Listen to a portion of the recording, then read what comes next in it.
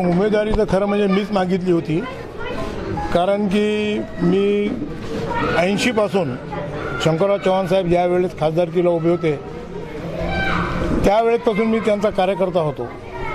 आणि अशोकराव चव्हाण 80लाच नांदेडला पहिल्यांदा कॉलेजमधून आलेत नांदेडला. त्यांना माहीत आहे सगळं की मी साहेबाचा कार्यकर्ता आहे, जुना कार्यकर्ता आहे. आणि 80च्या पूर्वी पण मी चव्हाण साहेबाचा कार्यकर्ताच होतो. मला मॅट्रिकचं सर्टिफिकेटसुद्धा चव्हाण साहेबांना आपल्या हातानं दिलेलं आहे. मला शाळेत असताना शिकत असताना हे सगळं असताना मी यांच्यासोबत भरपूर काम केले. प्रत्येक वेळा जे अविश्वास ठराव वगैरे नगरपालिकेत महापालिकेत जे झाले त्यावेळेस मी सक्रिय सहभाग घेतला त्यांच्यासोबत. अपक्ष म्हणून निवडून आल्यानंतर 92 साली पण मी त्यांना मदत केली. त्यांना अपक्ष म्हणून निवडून आल्यानंतर तरी त्यांनी माझी कदर केली नाही. परत मी आजपर्यंत त्यांच्यासोबत काम करत गेलो. 17ला मी नगरसेवक म्हणून निवडून आलो. 1800 जे लीडनं मी काँग्रेसकडून या वार्डातून निवडून आलो. 70% भाग माझा जुना वार्डाचा आहे.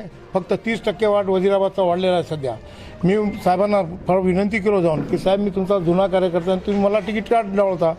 तर नाही म्हणले मला 50 फोन आलेत बोले गावातून आणि तुम्हाला 100% तिकीट देणार. मी म्हणलं जर मला तिकीट देणार तर तुम्ही 50-50 लाख रुपये काय जमा केलेत. तुम्ही सगळ्यांकडून 50-50 लाख रुपये घेतलेत. आम्हाला सांगायचं होतं. आम्ही पैशानं कमजोर पडलो म्हणून त्यांनी आम्हाला तिकीट कापलं. मग आम्ही हेमंत भाऊ यांचा संपर्क साधला, कारण की आपलं सगळं राजकीय भविष्य होता, काही राजकीय काम होता. हेमंत भाऊनं आम्हाला सांभाळून घेतलं. शिंदेसाहेबांच्या परवानगी वगैरे घेऊन त्यांनी आम्हाला तिकीट द्यायचं केलं. परंतु इथला जो भाजपचा नगरसेवक आहे त्याचं कसं होतं की मला माझ्याशिवाय कोणी निवडून येऊ शकत नाही. तर मी मुद्दाम डमधून न उभं राहता मी माझ्या मुलाला ओबीसीमधून उभं केलं. तरी त्यानं ओबीसीचं आमचं ऑब्जेक्शन घेतलं. देवानं सच्चाईची कधी जीत असते. आमचा आज अर्ज मान्य झाला आणि आम्ही दाखवून देऊ की आम्ही काय आहे तिथं. आणि पूर्ण पॅनलला आम्ही निवडून आणू जिद्दीनं. एवढीच मी भगवानचरणी प्रार्थना करतो. जय हिंद जय महाराज. इथली भाजपा जी आहे निष्ठावंताची नाही आहे का? इथली भाजपा काय इथलीच नाही, पूर्ण नांदेड शहरात 80-81 प्रभाग उमेदवार आहेत. त्यापैकी फक्त 19 लोकांना त्यांनी भाजपच्या लोकांना तिकीट दिलं. म्हणजे ह्यांनी काय केलं ते बलवंत सिंग गाडीवाले, वीरेंद्र सिंग गाडीवाले दोघं बाप लेकाला, त्या स्वामी आणि पैसेवाला त्याच्या बायकोला तिकीट, त्याला तिकीट, सगळ्या निष्ठावंताला डाळून यायला आपल्या सगळं परवा पार्टीत आलेला देशमुख माजी उपमहापौर त्यालाही तिकीट दिलं त्यानं. म्हणजे असं कुठं राहते का? कार्यकर्त्याचा बळी घेतला यांनी सगळ्यांचा. आज भाजपचे सगळे कार्यकर्ते नाराज आहेत. आज त्यांनी कुठं जावं? इतक्या वर्षापासून ते काम करायलेत. त्यांना तिकीट न देता दुसऱ्यांना कोणालाही तिकीट वाटून टाकायला ते म्हणजे हे अन्याय आहे. यांनी असं प्रकार करू नये. खरं म्हणजे यांनी सगळं खऱ्या कार्यकर्त्याला सोबत घेऊन चाललं पाहिजे. एवढी त्यांना मी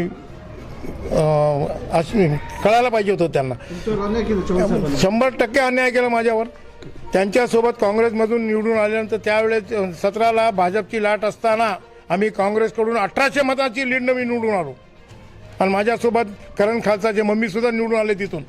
फक्त 2 मुसलमानाचे पडले. परंतु त्यांनी आमचा काही विचारच केला नाही. आणि त्यांच्या एका सांगण्यावरून आम्ही प्रवेश केला भाजपमध्ये. आणि 100% धडा शिकवण्यासाठी राहणार. इथली नाही, नांदेड शहराची पूर्ण जनता जागृत झालेली आहे. यांनी जो खेळ माजवला आहे, हिरवा भाजप केला आहे MIMचा, त्याचाही रिझल्ट लागेल. देव यांना बघून घेईल.